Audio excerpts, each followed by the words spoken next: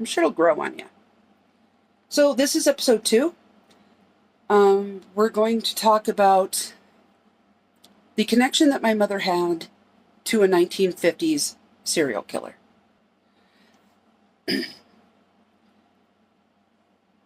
I grew up in a very open household. My parents didn't keep much from us. They never burdened us with things, but we were always aware of things that were going on in our home. And there's one thing that they always drilled into our heads since I was little, that you do not let people into your home unless you know who they are, why they're there, and you have confirmed that they are who they say they are and why they're there. If not, you don't let them in your home. I never understood why until I was like 13 years old. And this is the story as I know it. So I was like 13 years old. My parents and it was just myself and my parents at that time. My other siblings had all gotten married and left. We were living in this very old, like, farmhouse. And there was a boiler in like a oil burner in the basement that was for heat. And it was having issues and we couldn't replace it. So they were having people come in and do work and stuff on it. And it'd been about a week. And we'd had people in and out of the house. Now, this one particular day, my dad was at work. And my mom was going to one of her women's church auxiliary event things that she used to go to all the time. And I was left home alone. Which wasn't a big deal. I was left home alone a lot. I have stories. So I was probably either watching the Smurfs or playing Atari, more than likely playing Atari. And my mom had told me that the guys were going to be there between, after this time, but she would be back before then. And I was sitting there, doing my own thing, and there was a knock on the door. And I was like, okay, I go over and I answer the door. And it was 2 men holding toolboxes. And they're like, hey, we're supposed to be working on the basement today. Is your parents home? And I'm like, no, they're not home. And they're like, well, we're early. Can we come in and work anyway? Yeah, sure, fine. I don't care. Took them over, showed them where the basement was. And, within 15, 20 minutes, you could hear them, clanking around in the basement, doing the work that they're supposed to be doing. My mom comes home, and she sees the work truck in the driveway. She walks in the door, and she goes, have you seen the work guys? Have they come to the door yet? Because the truck's outside. And I went, yeah, they're in the basement. They've been here for like a half an hour. And my mom goes, what? Did you make sure you knew who they were? Who is it? Who is it? Was it somebody that's been here before? And I was like, no, it's 2 new guys. And she's like, well, did you get their IDs? Did you, make sure did you contact the company to make sure that they are who they say they are? And I was like, no, Mom, we've been having people work all week in the basement. It's fine. Nobody did anything. Jesus. And my mom got mad.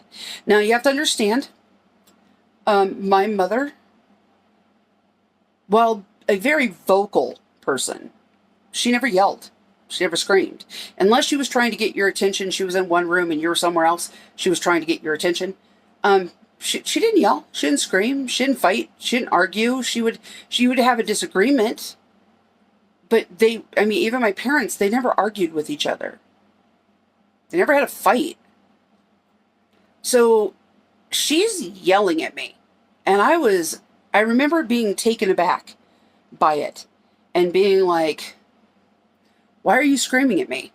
There's literally people down in the basement working that are supposed to be here.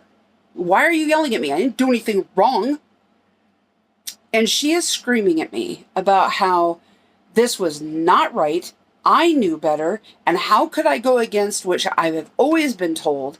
And while she is yelling at me, my father walks into the room. Now, my dad did tell me that he could hear the screaming out in the driveway. That's how loud she was. And he walked in and he did not say a word. He literally just stood behind her. And I knew he was there because I'm staring at my mom, and right behind my mom is the damn door, and then there's my dad. And I'm sitting there and I'm like, okay, she's just screaming at me. And my dad's kind of like holding his lunchbox like, holy shit. She did something wrong. And my mom's telling me that I don't know what was going to happen by letting somebody into the house that I didn't know who they were. Now, I don't care how much you love your parents. I don't care how much you respect your parents. I don't care who you are a human. And at some point in time, when you were a teenager, you treated your parents like shit. You were belligerent, you were cocky, you were sarcastic, and sometimes just plain mean. My mother was my best friend. I walked up at my mother because I'm sitting on the sofa. I got up and I walked up to my mother and I went, what the hell do you think is going to happen? You think they're going to kill me? What do you think is going to happen? Think I'm going to end up dead? Huh? My dad's mouth dropped open. Literally, like his eyes got big, his mouth dropped open. My mother, immediately started crying, like uncontrollably sobbing. Their bedroom was downstairs. She ran the 3 or 10 feet over to their bedroom door. She slammed it, which was never allowed in our house, and then she locked her door.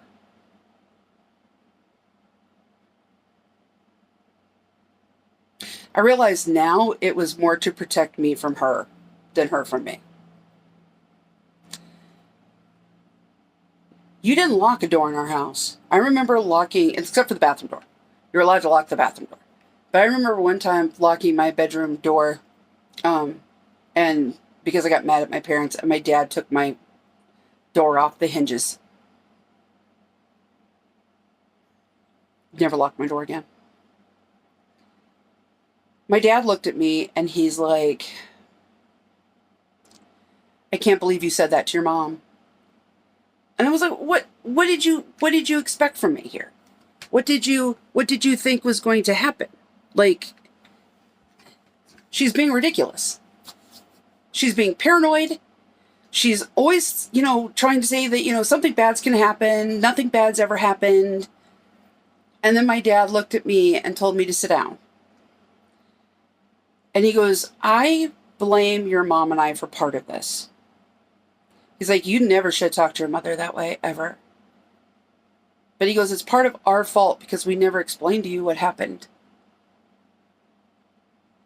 And I remember feeling like I got punched in the chest. What do you mean, what happened? What do you mean by that? And my dad proceeded to tell me this story. And to this day,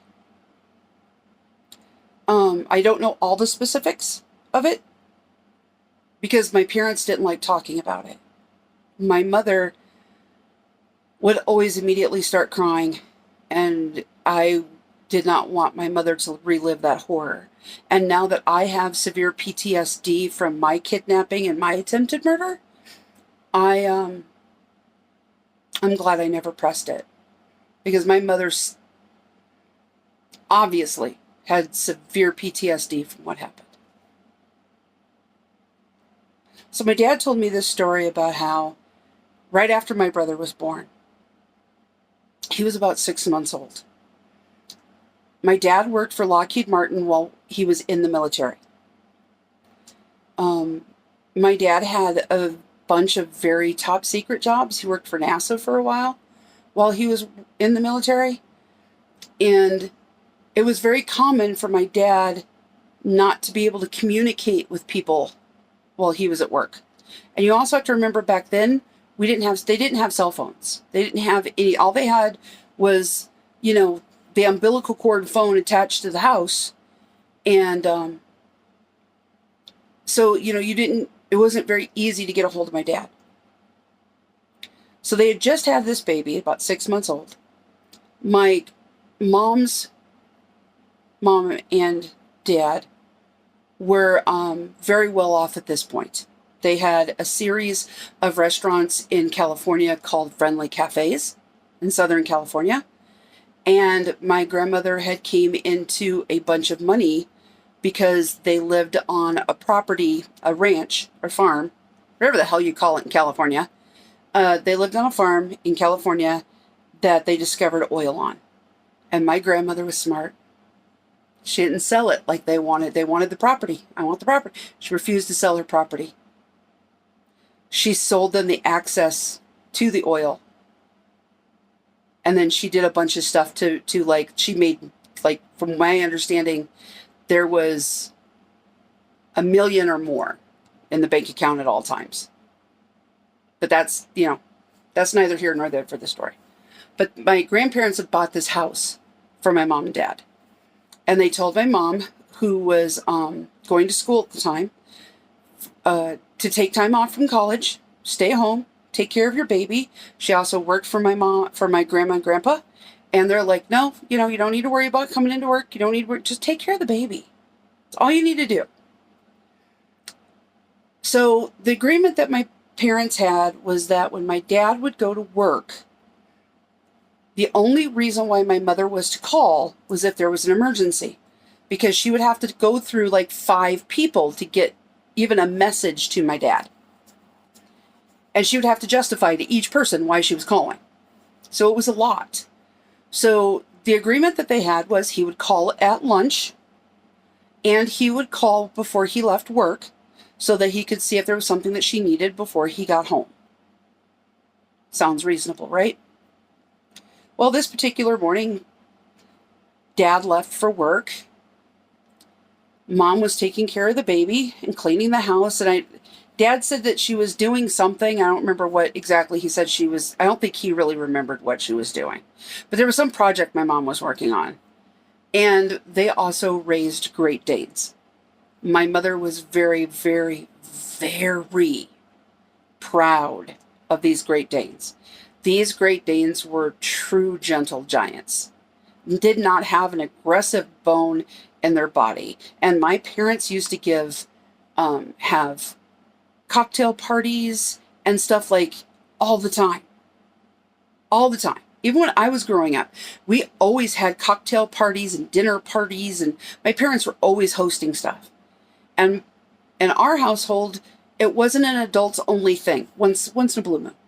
But normally it was family friendly, always.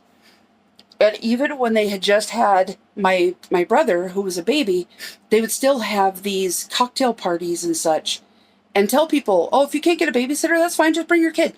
We're just going to put him in the room with the dogs anyway. And Queenie, her Great Dane, was so in tune and so loving and caring and mothering that she knew whose kid belonged to who. And if your child got a dirty diaper, she would go and get you to come and change that dirty diaper. So she was very in tune to the kids. And she was very protective. And this is very important.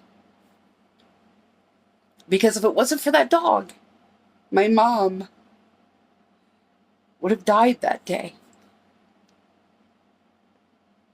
I don't talk about this much. You can tell, because if I talk about something a lot, I don't get weepy. But she was going around, she was doing her project, whatever it was she was working on. And Queenie ran over and started growling at the door. And she thought, oh, somebody's, there's a delivery, there's, something, mailman, whatever. But after a few minutes, there was no knock on the door. And Dad said that Mom just thought it was really weird because Queenie was just sitting, staring at the door, growling, which was very not her. So she went over, she looked out the windows, and nothing there. There was no one on the porch. There was the neighbor that was out in her yard doing yard work, there was no reason for the dog to be upset. She tried calming the dog down. The dog went back over and started growling and stuff at the door again. And then she started barking. And my mom was like, oh my God, what the hell? And she just wouldn't stop. So my mom ignored her, thinking that she was just, there was a squirrel, there was a bird, there was something. And then there was a knock on the door. And my mom, Dad said that Mom was very shook because by now she wasn't expecting anybody to be there. So she goes over and she, looks out the peephole, and it's a man with a clipboard.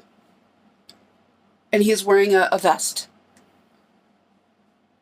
And my mom asked him who he was, what he wanted, and he said that he was with the gas company.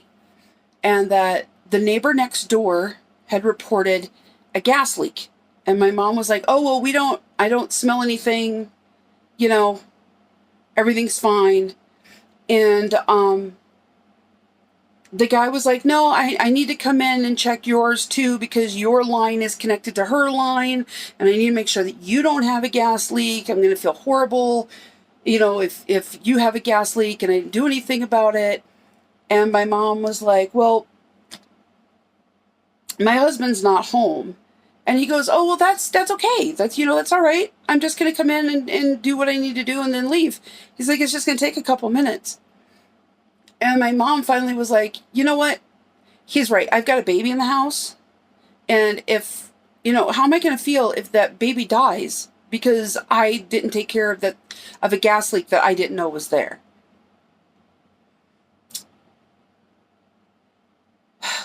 So she told the guy to give her a minute. She needed to put the baby up. So she went and put my brother in his bassinet, closed the door. She went back over to the door, and Queenie was still sitting there growling at the door. And you have to remember this, by this time, my mom has not even attempted to open up the door. They're just communicating through a peephole. Now, my mom reached down to open the door, and Queenie, got in between her and the door. And Queenie was like, no, you're not opening up this door. And she was like, knock it off, get out of my way. And she's repeatedly trying to open up the door, and the dog won't let her. The dog is physically throwing itself against the door. Now you have to remember, this is a Great Dane. This is not like a little dog that you can just pick up and move.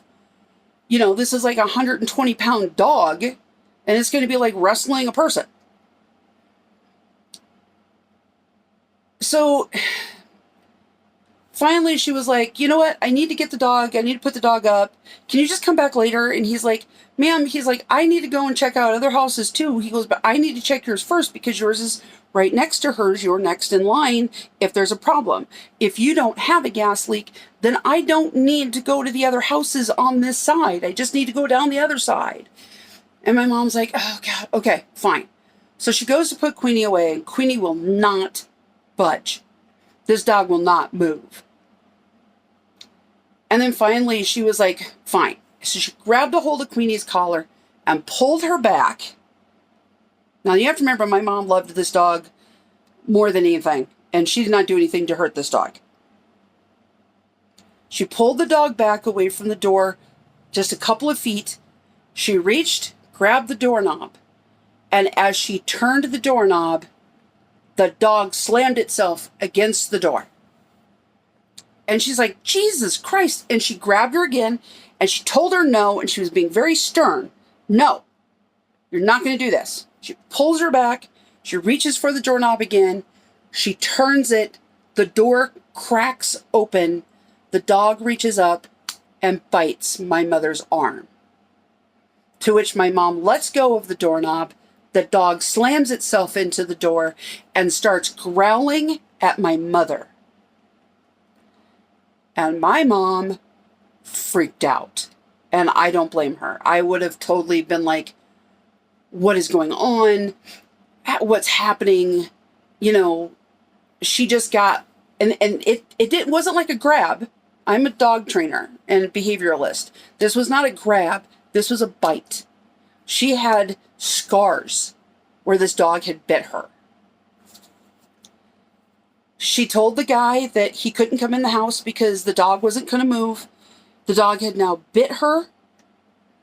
And he's like, well, can't you put the dog in a different room? Can't you do this? And she's like, no, you're just going to have to come back later when I'm going to call my husband. And and as soon as she said she was going to call her husband, the guy was like, oh, well, you know what? I'm just going to go check your other neighbors. And if anybody else has any problems, I'll come back and check yours. But if everybody else is okay, I just won't come back. My mom called my dad, told her that the dog bit her, and that she didn't understand what was going on. My dad said, fine, he was leaving work. He would come home. Now, they lived in California, in Southern California, and it would take my dad about an hour to get home from work. So he gets home, and he pulls up, well, he doesn't get home. He pulls up to their neighborhood, and police have the end of the block blocked with police cars. You can't get through. So my dad tried asking them what was going on, and the cop was kind of shitty with my dad. My dad said that the guy was just kind of a little belligerent, and my dad was like, no, my wife is down there with our newborn son. I'm going down there. And he goes, my understanding was that there was a confrontation between my dad and the police officer, and one of the detectives came up, and when he saw the argument going on and asked what was happening, my dad proceeded then to tell him who he was and what job he had. When my dad pulled out his military ID and proved he was who he said he was and could prove that that was his house, the detective walked my dad down. He says, we can't let you drive in, but I'll walk with you down.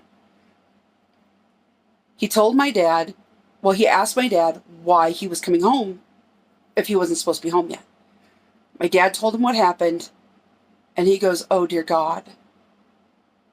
And he's like, why? What happened? Is my wife okay? Because at this time, there's no cell phones. There's no way of knowing what's going on. And he goes, no, it's your neighbor. He goes, but I want you to go and check on your wife first and make sure she's okay.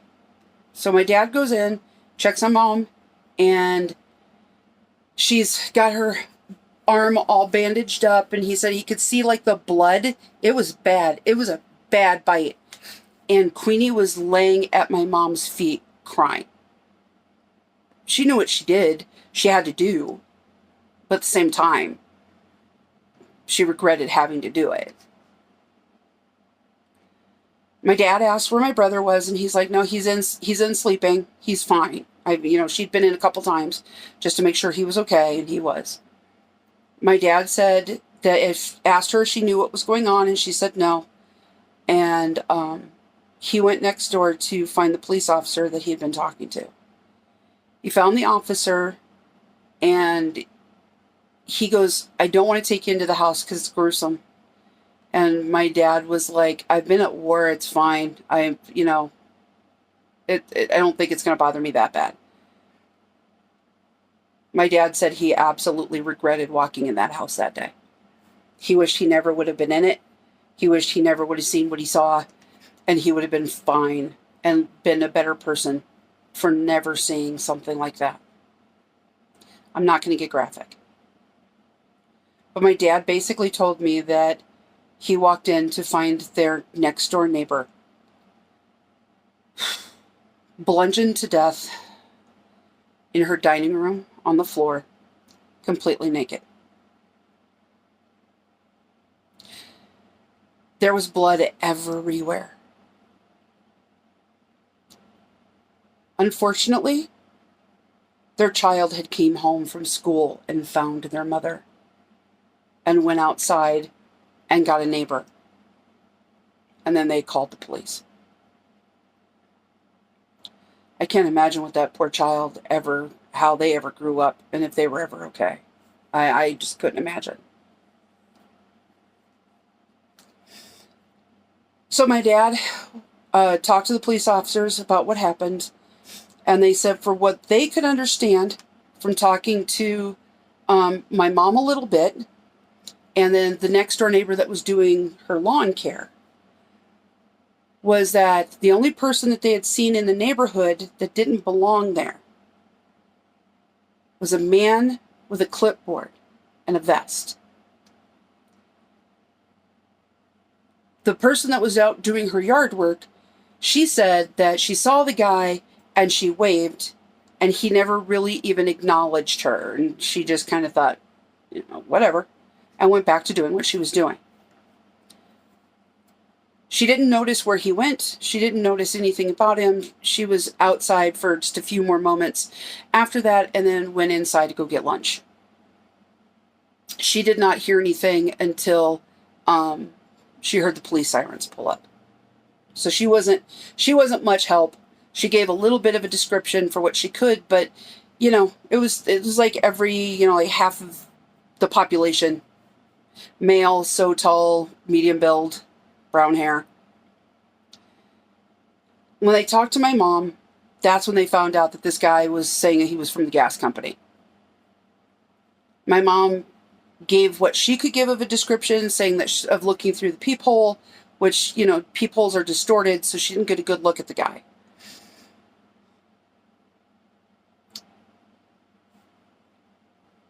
You have to excuse me, I have a cold.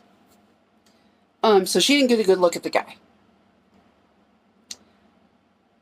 So they know that the guy was gained entry into the house by claiming to be a gas guy. According to the police department, my parents' house was the third one on the block. There was a house on the corner, then there was the one where the lady was doing the housework, and then there was my mom and dad's house. They think that nobody was home in the first house. The lady was outside in the second house, so if anybody saw her talking to him, they could connect them together for her murder. So he bypassed her. He went to my mom and dad's house because that was the next available house where there was only one car in the driveway, because in a lot of households back then, they only had one car, or if they had two, it meant somebody was home, and usually during the day, it was going to be the wife. When my mom said that she was going to call my dad, that was a red flag to him that he needed to leave. And then once they had the incident happen with the dog and that, he bailed.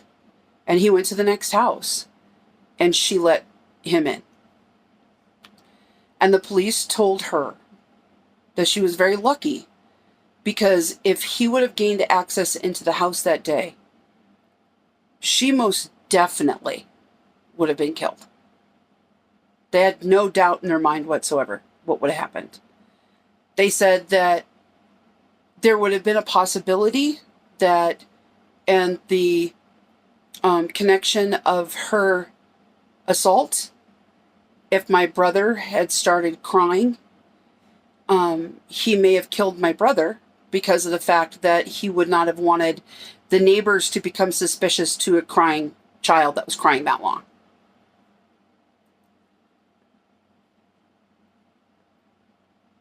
They did eventually, from what I understand, first, when my grandparents found out what was going on, they found out that day,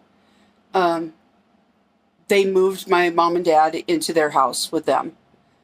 And they promptly put the house up for sale, because, as my grandma put it, she was not going to have my mother go back to that house ever. And she didn't.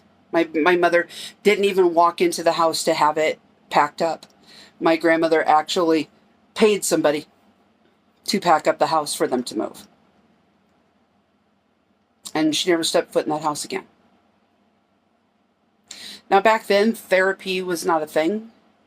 Yeah, people did therapy, but that was usually either rich people or court-ordered therapy. There was something seriously wrong with you if you were going to therapy. My mom never received any kind of help for the things that she saw, the things that she witnessed, and the emotions that she dealt with. Now, my understanding is that they eventually caught the guy, but not until he had killed several more people. They ended up making a plea deal with the guy, and he pled guilty. So my mother did not have to do anything as far as being a witness for court or anything like that. I wish I could remember the name that they gave the guy. I can't really remember it well, but I'm thinking it had to do something with like Riverside, because it was Riverside, California was the area where my mom and dad were at that time. But he had one of those cutesy names that they give him in the paper. You know, like the Zodiac Killer, Son of Sam, those kind of things. But 100% believe that if my mother's dog had not bit her that day, my mom would have died.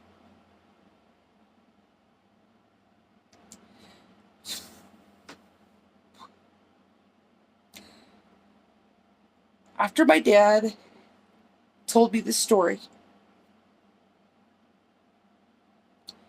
I was bawling. I was bawling my head off. And I couldn't stop crying because I love my mom. My mom and I had a very, very, very special bond.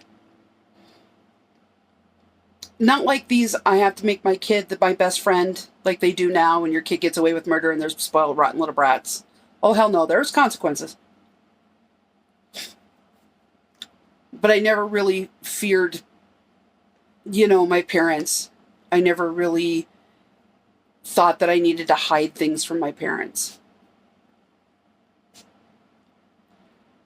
Like an hour after my dad had told me everything that happened, I was sitting on the sofa and I was still crying.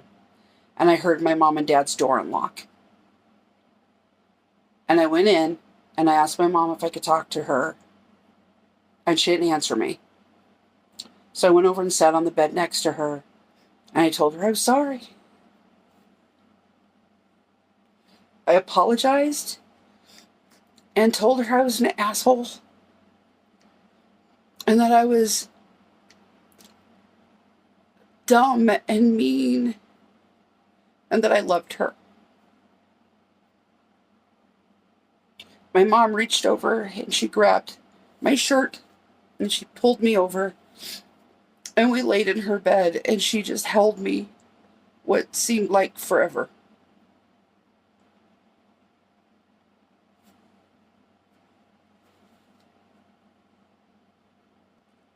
I never spoke to my mother like that again.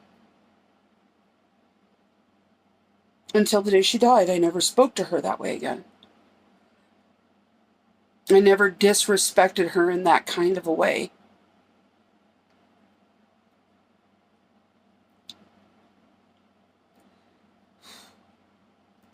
There are times when we as children need to realize that our parents tell us things to protect us, but they don't tell us everything because they know it would change who we are. They know that by having that kind of knowledge, that kind of evil is in the world, that these things are the way they are because of having horrible people in this world. It will change who we are, our perceptions on people, and it's not always a change for the good. I never blamed my parents for not telling me about that story before then. I was grateful to my father for telling me about it because of the fact that, honestly, it made me hypervigilant with things going on with me when I got older. And it made me more aware of my surroundings and the things going on around me so that I could be aware of things that were going on. And actually, it ended up, I believe, saving my life when I was like 19 years old. Because of the fact that I had a run-in with a serial rapist in the middle of the night. And if it wasn't for the fact that my parents had told me this story, and I was always aware that there could potentially be danger somewhere close by, that I was aware of this car that was following me. That's a whole nother story for a whole nother time. So that's my story of how my mother had a connection with a serial killer in the 50s. I shouldn't be here. My mom shouldn't have lived past that day. I'm grateful that she did. So hopefully you'll come back for another episode. I want to get into the story of my life and the things that go on. I also have another podcast called Living Disabled. I have a chronic illness. I'm a cancer patient. I am on my third type of cancer, and I have 3 types of precancer. One of my precancers is not if I get cancer, but when. And I have a lot of other illnesses. I have a spinal injury that makes it so I can barely walk. And on the Living Disabled, we cover a lot of the stuff of how to live with a disability, the things that you can do to make things better. We talk about not just my issues, but other people's issues and concerns. While I am not a healthcare provider, I have a unique perspective from being a chronically ill person since the day I was born. So hopefully you'll join me over there as well. But until then, as I always say, these are just my 2 cents. Take what you want, leave the rest. And until we meet again, and I hope we meet again soon, have the day that you deserve. Only you can make sure that it is awesome. Okay, bye.